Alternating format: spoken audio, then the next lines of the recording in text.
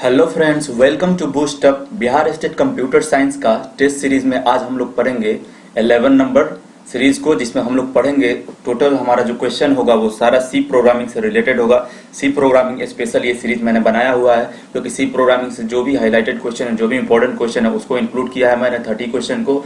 और पहले भी मैंने ये सब चीज करवा दिया है, सारे सेट में देखिएगा तो कहीं सी प्लस प्लस का भी बहुत सारा क्वेश्चन इंक्लूड किया हुआ था। ठीक है, और सब किसी से रिक्वेस्ट है कि मेरे सारे वीडियोस देखें, बहुत इंपॉर्टेंट है। बेसिक कंप्यूटर वाले आप लोग बेसिक कंप्यूटर का जो प्लेलिस्ट है उसमें चले जाएं, उसमें पहले शुरुआत से लेकर 10 तक टेस्ट सीरीज, जो टेस्ट सीरीज नहीं है उसमें एमसीक्यूज जो अपलोड किया हुआ है उसको जरूर आप लोग देखें। उसमें बेसिक क्वेश्चन है, मिक्स्ड क्वेश्चन है, ठीक है।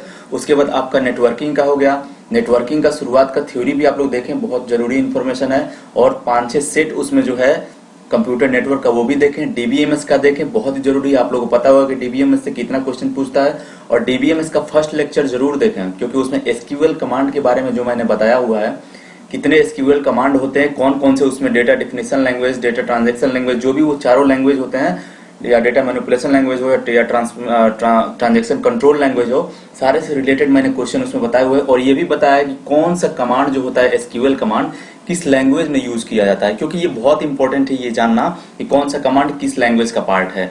एग्जाम में बहुत ही ये इंपॉर्टेंट है, पूछ सकता है एग्जाम में क्वेश्चन, ठीक है। और उससे रिलेटेड मैंने डीबीएमएस का सेट भी उसमें चलाया हुआ है, 4-5 सेट है, आप लोग उसको भी देखें। डिस्क्रिप्शन बॉक्स में लिंक दिया गया है, जीके का भी सीरीज दिया गया है, उसमें से भी वीडियोस देख लें, आप लोगों को काफी हेल्पफुल होगा। अगर इस चैनल पे आप बने रहेंगे तो आपको सफलता जरूर मिल जाएगी, ठीक है। बाकी सारे चैनल भी हैं जो अच्छे पढ़ा रहे हैं, कोई दिक्कत नहीं है, अपना भी चैनल है जो अच्छा ही है, ठीक है। तो फटाफट चैनल को सब्सक्राइब कर दें और चलते हैं आज के देख लेते हैं टोटल मल्टीपल चॉइस क्वेश्चंस जो है हमारा। आज हमारा सी प्रोग्रामिंग से रिलेटेड सारा क्वेश्चन होगा। अब बताना है C language developed at, C language कहाँ पे डेवलप हुआ था। AT&T Bell Laboratories of USA in 1972, AT&T Bell Laboratories of USA in 1980, Sun Microsystem in 1973, Cambridge University in 1972। क्या होगा इसका आंसर, फटाफट करेंगे कमेंट बॉक्स में, ठीक है। तो इसका जो करेक्ट आंसर हो जाएगा AT&T Bell लेबोरेटरी यूएस में हुआ था ये, और 1972 हुआ था। सी लैंग्वेज जो है हमारा हाई लेवल लैंग्वेज है, ठीक है। और जैसे कि आप लोग जानते हो कि यूनिक्स जो था operating system, Unix operating system था तो वो इनिशियली डिजाइन किया गया था असेंबली लैंग्वेज में, लेकिन जब 1972 में ये आया AT&T Bell लेबोरेटरी में, इसका जब हुआ इसका, ठीक है, इन्वेंशन, तब क्या किया गया, फिर से उसको यूनिक्स सिस्टम को पूरा रिटर्न लिख दिया गया इसी में। तो यूनिक्स जो अभी डिजाइन किया गया है पूरा सी लैंग्वेज में किया गया है, ठीक है। नेक्स्ट है हमारा, for 16-bit compiler allowable range of integer constant, कितना रेंज अलाउ करता है इंटीजर कांस्टेंट के लिए, -34,238 से 36,838 तक, -32,767 से 67 तक, 32,768 तक, -32,668 से 32,667 तक, या -32,768 से 32,767 तक। क्या होगा इसका करेक्ट आंसर, जो लोग सी प्रोग्रामिंग पढ़ेंगे उनको डेफिनेटली पता होगा इसका आंसर।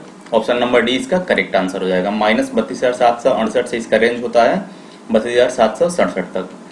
नेक्स्ट क्वेश्चन है, C programs are converted into machine language with the help of, C program को कन्वर्ट करना पड़ता है मशीन लैंग्वेज में क्योंकि ये हाई लेवल लैंग्वेज है, और कंप्यूटर हमारा जो समझता है सिर्फ वो समझता है 0 और 1 को, यानी मशीन कोड को, मशीन लैंग्वेज को, लो लेवल लैंग्वेज को समझता है। तो जो भी हम लोग प्रोग्राम लिखते हैं that program must be translated into machine language, ठीक है।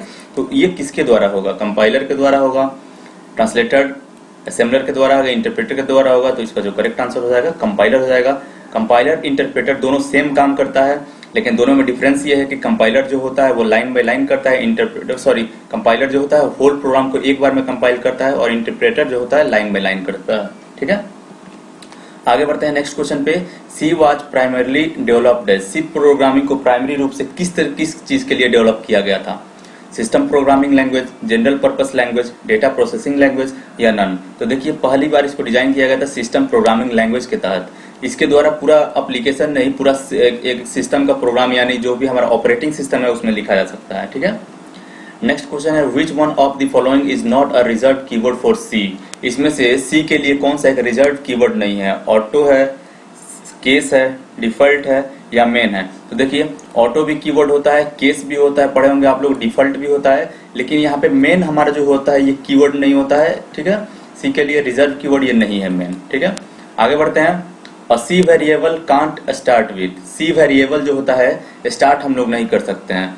तो वेरिएबल आप लोग देखे होंगे, कभी भी हम लोग वेरिएबल लेते हैं किस तरह का ले लेते हैं वेरिएबल, आइदर उसको हम लोग अल्फाबेट से स्टार्ट करते हैं या अल्फाबेट या नंबर, जैसे x2 लिख दिए, x1 लिख दिए, x2 लिख दिए। तो अगर नंबर का भी यूज करते हैं तो बाद में ऐसा नहीं हम लोग करते हैं कि 2x लिख दिए और ये बना दिया हमारा variable.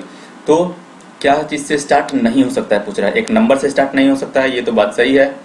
Special symbol other than underscore, ठीक है, कोई स्पेशल सिंबल से स्टार्ट नहीं होगा अंडरस्कोर को छोड़ के, ये भी बात सही है। तो बोथ ऑफ दी अबव इसका करेक्ट हो जाएगा। एंड अल्फाबेट तो ये करेक्ट है क्योंकि ये क्या करता है, इसी से स्टार्ट किया जाता है, अगर स्टार्ट करने का बात रहता तो अल्फाबेट हो जाता। तो इसका correct answer option number C हो जाएगा। अगर किसी आंसर में आप लोग कंफ्यूजन है तो कमेंट बॉक्स में प्लीज लिख दीजिएगा। मैं पहले ही बता चुका हूं कि लिखिए, इसमें कोई दिक्कत वाली बात नहीं है, हम लोग पढ़ रहे हैं साथ में, कोई दिक्कत नहीं है। आगे पढ़ते हैं हम लोग। एन इंटीजर नीड्स 2 बाइट, देखिए यहाँ पे ध्यान रखिएगा, इंटीजर का जो कैपेसिटी होता है, इंटीजर एक इंटीजर में वो कितना बाइट रखता है, तो वो 2 बाइट रखता है, याद रखिएगा, एग्जाम में पूछ सकता है। कैरेक्टर हमारा रखता है 1 बाइट रखता है, क्योंकि एक कैरेक्टर 1 बाइट का होता है, और जो फ्लोट होता है वो 4 बाइट का होता है। ठीक है, आगे बढ़ते हैं। और डबल जो, जैसे ये फ्लोट हो गया हमारा 4 बाइट रखता है, डबल हमारा 8 बाइट, और एलडी जो होता है, ठीक है, वो 16 बाइट रखता है। तो इस चीज को भी ध्यान में रखिएगा। तो इसका कह रहा है कि maximum value of unsigned integer क्या हो सकता है, 2 to the power 16 - 1, 2 का पावर 16 + 1, 2 का पावर 16 या 2 का पावर 15। तो इसका जो करेक्ट आंसर हो जाएगा 2 का पावर 16 - 1 हो जाता है। नेक्स्ट क्वेश्चन है, which is the only function और all C program must contain, इसमें से कौन सा एक ऐसा फंक्शन है जिसमें हर एक सी प्रोग्राम में होना चाहिए, मेन होना चाहिए, स्कैनएफ होना चाहिए, गेट ch होना चाहिए, सिस्टम होना चाहिए। तो देखिए इसका जो आंसर हो जाएगा ऑप्शन नंबर ए हो जाएगा। मेन प्रोग्राम ही अगर नहीं रहेगा, ये मेन नहीं रहेगा अगर यहाँ पे, ठीक है, फंक्शन, तो कोई काम नहीं हो पाएगा, क्योंकि मेन में ही तो हम लोग सारा प्रोग्राम लिखते हैं। ठीक है, बाकी ये स्कैनएफ तो हम लोग वैल्यू को स्कैन करने के लिए यानी इनपुट करने के लिए करते हैं।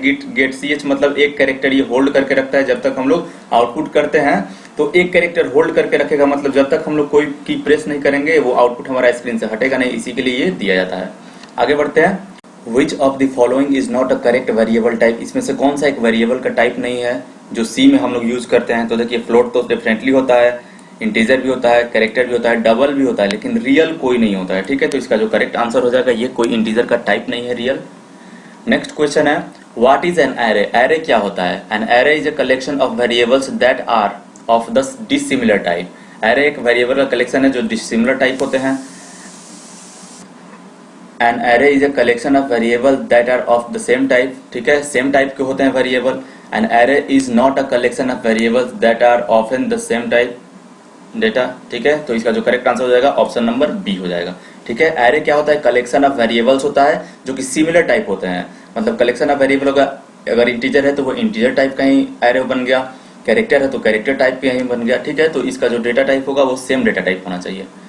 नेक्स्ट क्वेश्चन है, what is the right way to initialize array. ठीक है, एरे को इनिशियलाइज करने के लिए बेस्ट वे क्या हो सकता है, इसमें से राइट वे कौन सा दिया हुआ है, देख लीजिए आप लोग। ऑप्शन है, ऑप्शन में पढ़ नहीं सकता, देख ही रहे हैं, क्या जो जरूरत नहीं है यहाँ पे पढ़ने की, तो आप लोग देखिए कौन सा होगा, ऑप्शन ए होगा, बी होगा, सी हो गया। किस तरह से हम लोग एरे का इनिशियलाइजेशन करते हैं।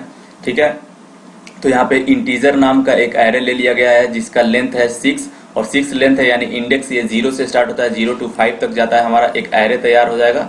ठीक है, जिसका लेंथ टोटल हमारा 6 हो जाएगा, और 6 हो जाएगा, और इसका जो इंडेक्स होता है 0 1 2 3 5 तक यहाँ पे होगा टोटल। ठीक है, और इसमें सारा इस तरह का अगर करते हैं तो सारा वैल्यू हम लोग इसमें दिया गया है 2 4 12 5 45 करके। ठीक है, तो इसका करेक्ट आंसर ऑप्शन नंबर यही हो जाएगा। नेक्स्ट क्वेश्चन है, an array element are always stored in dash memory location. Array जो होता है किस मेमोरी लोकेशन में स्टोर किया जाता है, सीक्वेंशियल में, रैंडम में, सीक्वेंशियल एंड रैंडम में, या नन ऑफ दिस। तो देखिए ये जो होता है ये कंटिन्यूअस मेमोरी लोकेशन में ही लेता है। ठीक है, जितना भी अगर एरे आप बनाइएगा, जितना भी वेरिएबल इंक्लूड कीजिएगा, वो उसको एक जगह पे मेमोरी लोकेशन यानी सीरियली उसको चाहिए, तो वो सीक्वेंशियल हो जाता है, इसका करेक्ट आंसर। नेक्स्ट क्वेश्चन है, देखिए इसको पी एरर कहा जाता है। P error function is use to, function का किस, पी एरर का यूज किस लिए किया जाएगा। पी का मतलब होता है जो, जैसे प्रोग्राम और एरर, देखिए प्रोग्राम एरर डेफिनेटली सॉरी यहाँ प्रिंट एरर होता है, जो प्रोग्राम का जो एरर होता है ना उसको प्रिंट करना, इसका मतलब ही होता है। तो work as same as print है, या print the error message specified by the compiler, print the garbage value assigned by the compiler, या नन ऑफ द अबव। तो इसका correct answer option number B हो जाएगा। ये क्या हो जाएगा, कंपाइलर अगर किसी प्रॉब्लम को किसी एरर को डिटेक्ट किया है प्रोग्राम को कंपाइल करते समय, तो वो क्या करेगा, अगर ये फंक्शन यूज करेंगे तो वो सारा एरर लिख देगा हमारा। नेक्स्ट क्वेश्चन है bitwise operator can operate upon. Bitwise जो ऑपरेटर होता है वो किस चीज पे लागू होता है, डबल और कैरेक्टर पे लागू होता है, फ्लॉट एंड डबल्स पे लागू होता है, इंटीजर्स एंड फ्लॉट्स पे लागू होता है, या इंटीजर एंड कैरेक्टर पे लागू होता है। तो इसका जो करेक्ट आंसर हो जाएगा ऑप्शन नंबर डी हो जाएगा। जो बिटवाइज ऑपरेटर है वो इंटीजर्स एंड कैरेक्टर्स पे लागू होता है। नेक्स्ट क्वेश्चन है what is C token. Token का मतलब आप लोग जानते ही होंगे, टोकन का मतलब होता है प्रोग्राम का एक छोटा सा पार्ट। तो इसका जो करेक्ट आंसर होगा वो क्या होगा, the smallest individual unit of C program, the basic element recognized by the compiler, the largest individual unit of program. तो ये तो होगा नहीं, तो इसका जो करेक्ट आंसर हो जाएगा ऑप्शन नंबर डी हो जाएगा। ये दोनों सही है, ये स्मॉलेस्ट एक इंडिविजुअल यूनिट ऑफ प्रोग्राम भी है और एलिमेंट रिकॉग्नाइज्ड बाय कंपाइलर भी है। तो इसका जो करेक्ट आंसर हो जाएगा डी। नेक्स्ट क्वेश्चन है व्हाट इज कीवर्ड्स। कीवर्ड्स क्या होता है, कीवर्ड्स हैव सम, देखिए फर्स्ट ऑप्शन है keywords have some predefined meaning and this meaning can be changed. पहले से एक प्री डिफाइंड मीनिंग है और उस मीनिंग को चेंज किया सकता है। यहाँ कह रहा है कि एक अननोन मीनिंग है जिसको पहले से जाना नहीं जा रहा है, प्री डिफाइंड नहीं है और इस मीनिंग को चेंज नहीं किया जा सकता है। या keyword have some predefined meaning है, प्री डिफाइंड मीनिंग है, this meaning can't be changed, इस मीनिंग को चेंज नहीं किया जा सकता है, नन ऑफ द अबव। तो सबको पता होगा कि जो भी कीवर्ड होता है, जैसे हम लोग प्रिंटफ की बात करें, स्कैनफ की बात करें, ये सब जो कीवर्ड हैं इसका एक प्री डिफाइंड मीनिंग है। जैसे प्रिंटफ का प्रिंट करने के लिए मीनिंग है और इसके मीनिंग को कभी चेंज नहीं किया जा सकता, यानी keyword have some predefined meaning and this meaning can't be changed. Clear है सबको? अगर मजा आ रहा है तो लिखें सर कि हाँ समझ में आ रहा है अच्छे से, ठीक है, कमेंट करें और वीडियो को लाइक भी करते चले साथ ही साथ में। Which operators are known as ternary operator. देखिए ऑपरेटर जो होता है तीन तरह का ऑपरेटर होता है, बाइनरी यूनरी ऑपरेटर होता है, बाइनरी ऑपरेटर होता है और टर्नरी ऑपरेटर है। यूनरी ऑपरेटर किसको कहते हैं, जिसमें सिर्फ हम लोग को एक वेरिएबल यानी एक ऑपरेंड का जरूरत है। जैसे हम लोग जो भी पढ़ते हैं increment operator, decrement operator, x is equal to हम लिख दिए ए प्लस प्लस, इसमें क्या एक्स का वैल्यू निकालने के लिए सिर्फ एक ऑपरेंड चाहिए, ए चाहिए सिर्फ, उसमें प्लस प्लस कर देंगे वैल्यू निकल जाएगा। बाइनरी ऑपरेटर में मतलब लिख रहे हैं कि सी इज इक्वल टू या sum is equal to A plus b, तो इसमें दो चाहिए वेरिएबल, ठीक है। और टर्शियरी में क्या होता है कि ये कंडीशन लगाता है, दो के बीच में कंडीशन रहेगा, अगर सही हो जाएगा तो तीसरा इवेलुएट किया जाएगा। तो देखिए इसके, तो इसमें से कौन सा ऑपरेटर जो है टर्नरी ऑपरेटर कहलाता है। तो देखिए इसमें से इस ऑपरेटर को, ये वाट वाला सिंबल और ये सेमीकोलन, इसको कहा जाता है टर्नरी ऑपरेटर।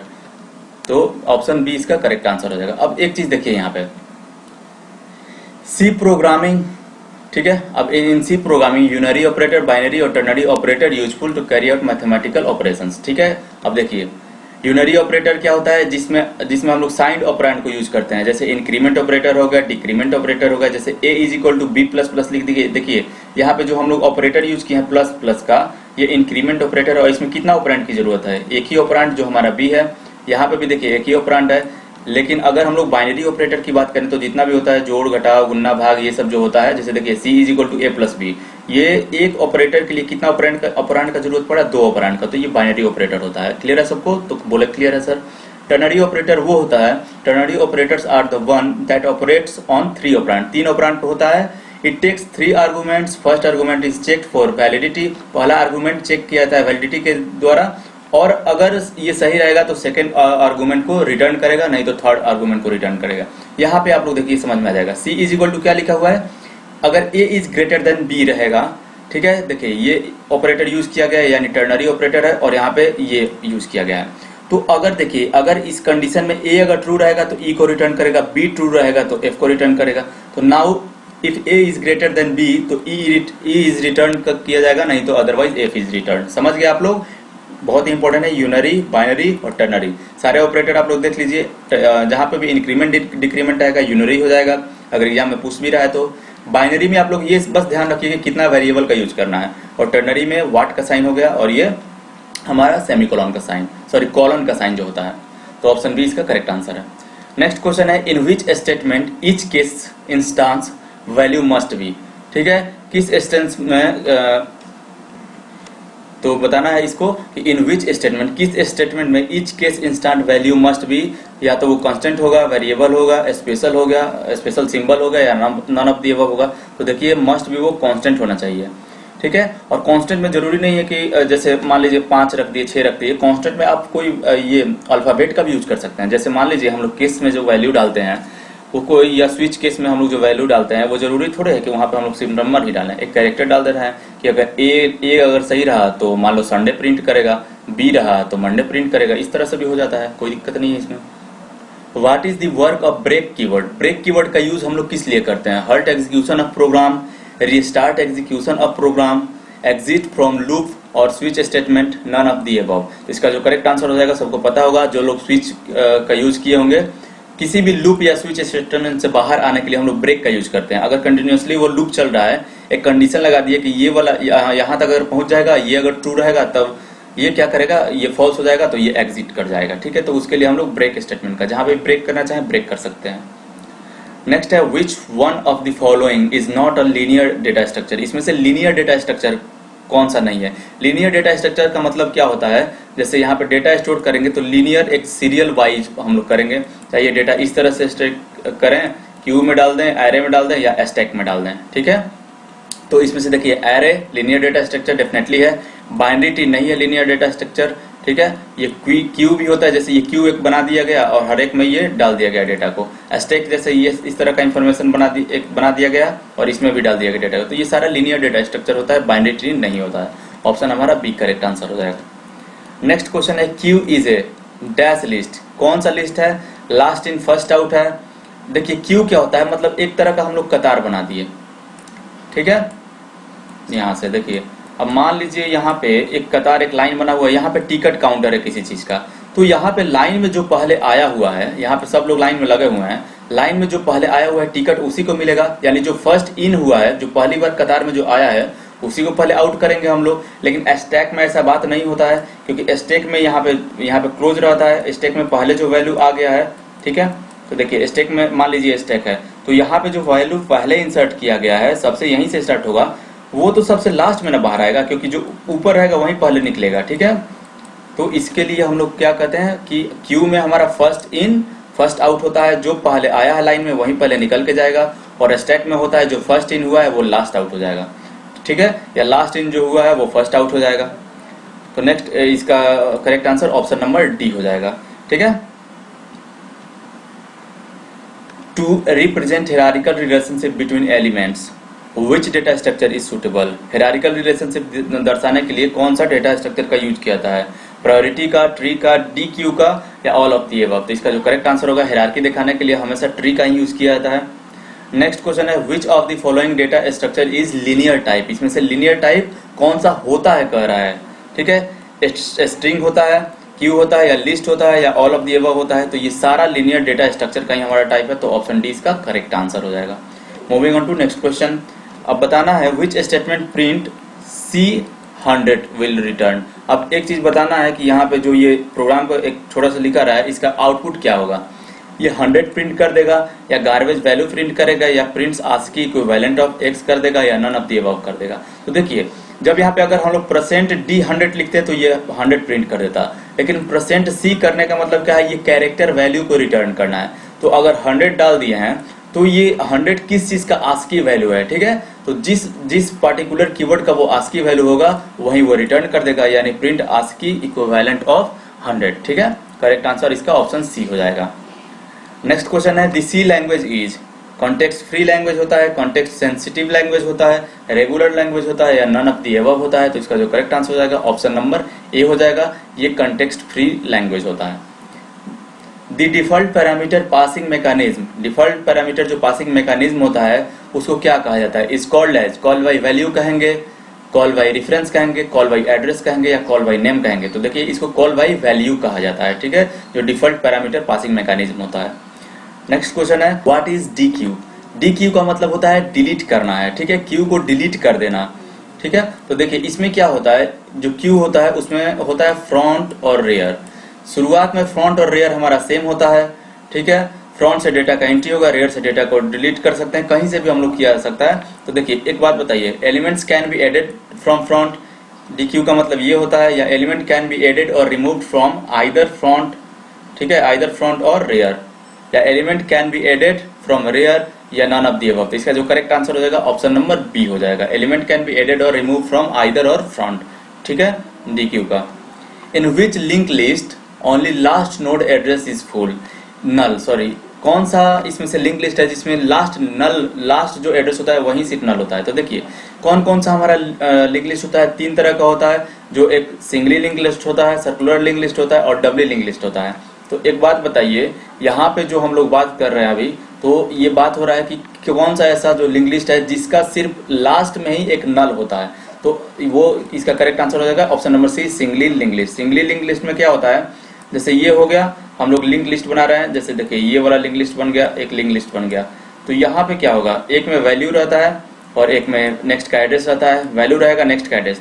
तो ये फर्स्ट वाले में यहाँ पे कुछ वैल्यू डाल दिए और यहाँ नेक्स्ट का एड्रेस, मतलब इसका एड्रेस रहेगा, फिर वैल्यू और नेक्स्ट का इसका एड्रेस। लेकिन लास्ट ये अगर हमारा लास्ट अगर लिस्ट है तो यहाँ पे हम लोग वैल्यू तो डाल देंगे, लेकिन लास्ट इसके बाद तो कोई हमारा है ही नहीं, तो यहाँ पे हम लोग को नल डालना होता है।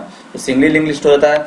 डबली लिंक लिस्ट में क्या हो जाएगा, इसमें 2 एड्रेस फील्ड होता है, ठीक है। मान लीजिए 3 मैंने लिस्ट बनाया, तो इसमें पहले में क्या होता है, पहले में हो जाएगा हमारा, पहले में शुरुआत और लास्ट वाला दोनों इसमें नल रहता है, क्योंकि देखिए शुरुआत में प्रीवियस का एड्रेस रहता है और लास्ट वाले में नेक्स्ट का एड्रेस, यहाँ पे वैल्यू रहेगा। तो शुरुआत में तो हमारा कोई है ही नहीं यहाँ पे नोड, तो यहाँ पे क्या हो जाएगा, यहाँ पे नल हो जाएगा। फिर यहाँ पे 5 मान लीजिए दे दिए और इसका एड्रेस यहाँ पे रहेगा, इसमें भी 3 फील्ड हो जाएगा। तो देखिए यहाँ पे अब नल नहीं रह सकता, क्योंकि यहाँ पे ये प्रीवियस वाले इसका एड्रेस हो जाएगा और इसका एड्रेस यहाँ पे नेक्स्ट हो जाएगा। लेकिन यहाँ पे आएंगे तो प्रीवियस का तो एड्रेस यहाँ मिल जाएगा, लेकिन लास्ट में कुछ नहीं मिल रहा है, तो यहाँ पे हम लोग क्या करना पड़ेगा, नल डालना पड़ेगा। और जो लास्ट होता है हमारा सर्कुलर लिंक लिस्ट होता है। सर्कुलर लिंक लिस्ट में क्या होता है, कोई भी नल नहीं होता है। यानी क्या होगा, जैसे यहाँ से स्टार्ट करेंगे हम लोग वैल्यू डालना, तो यहाँ पे अगर हम लोग यहाँ पे मान लीजिए वैल्यू 5 डाल दिए, यहाँ पे हम लोग मान लीजिए बना दिए 4 लिस्ट, ठीक है।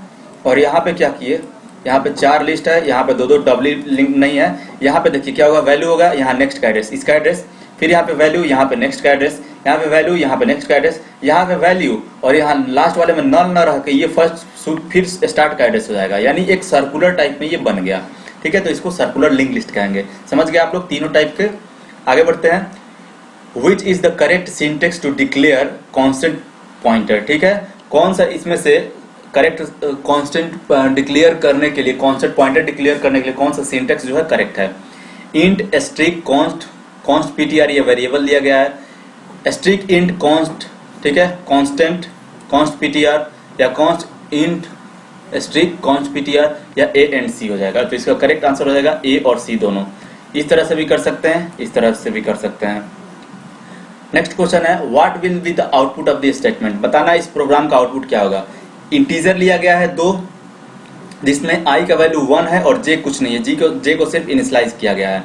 अब j इज इक्वल टू कहा जा रहा है i माइनस 2। अब देखिए i का यहाँ पे वैल्यू कितना है, बताना है फटाफट, जिसको पता होगा आंसर। मैं वेट कर रहा हूँ, फटाफट आप लोग बताइए क्या होगा इसका आंसर, ठीक है। तो देखिए यहाँ पे समझना है, i का वैल्यू तो 1 है, तो 1 यहाँ पे रखेंगे तो 1 माइनस 2, यानी ये माइनस माइनस प्लस हो जाएगा, तो वैल्यू इसका 3 हो जाएगा, ठीक है। क्लियर है सबको। और यहाँ पे क्या हो रहा है, प्रिंट हो रहा है, j को प्रिंट किया जा रहा है, ठीक है, परसेंटेज j। तो यहाँ पे आ जाएगा हमारा j का वैल्यू क्या हो गया, यहाँ पे इनको 1 -1 और -2 3 हो गया, और 3 को इसमें डाल दिया गया, 3 को डाल दिया गया, यानी j का वैल्यू 3 हो जाएगा। नेक्स्ट क्वेश्चन और लास्ट क्वेश्चन है आज का हमारा, ठीक है। और जितने भी हमारे इंपॉर्टेंट थे सी प्रोग्रामिंग में उतने मैंने क्वेश्चन इंक्लूड कर दिया है और पहले भी किया हुआ है, तो आप लोग ध्यान दीजिएगा इस चीज पे, ठीक है। ज्यादा से ज्यादा लोगों में शेयर कर दीजिएगा प्लीज सेशन को। What will happen if in a C program you assign a value to an array. किसी एरे को वैल्यू असाइन कर रहे हैं, element whose subscript exceeded the size of array. Size से अगर एरे का साइज से ज्यादा हो गया तो क्या होगा, the element will be set to 0, element में 0 सेट हो जाएगा। The compiler would report an error, compiler को कोई एरर डिटेक्ट होगा, ठीक है। या द प्रोग्राम में प्रोग्राम क्रश हो सकता है if some important data gets overwritten, ठीक है। कोई भी इंपॉर्टेंट डेटा है वो ओवर रिटन भी हो सकता है। The array size would appropriately grow, अपने से वो क्या होगा कि जितना साइज डालें अपने से वो बढ़ जाएगा, तो ऐसा तो होगा नहीं। इसमें जितना एरे का यही फॉल्ट है कि जितना साइज आप लोग ले लिए हैं उतना ही डेटा डाल सकते हैं, उसमें आप लोग बढ़ा नहीं सकते हैं डेटा को। इसका करेक्ट आंसर सी हो जाएगा। ये क्या करेगा, ये क्रैश कर सकता है और किसी जो भी डेटा है उस पर ओवरराइट भी कर सकता है, ठीक है। ठीक है। तो ये थे हमारे टोटल क्वेश्चन, उम्मीद करते हैं सबको बहुत ही पसंद आए होंगे। तो अगर अपना स्कोर भी शेयर कर दीजिएगा आज भी आप लोग, जैसे कि रोज करते हैं आप लोग, और प्रीवियस वीडियोस भी देखते रहते हैं आप, जीके भी देखा करें, ठीक है, आपको काफी हेल्पफुल रहेगा। वीडियो अच्छा लगा हो तो प्लीज वीडियो को लाइक करें, शेयर करें, सब्सक्राइब करें चैनल को, बेल का आइकन भी दबा दें। Thank you for watching.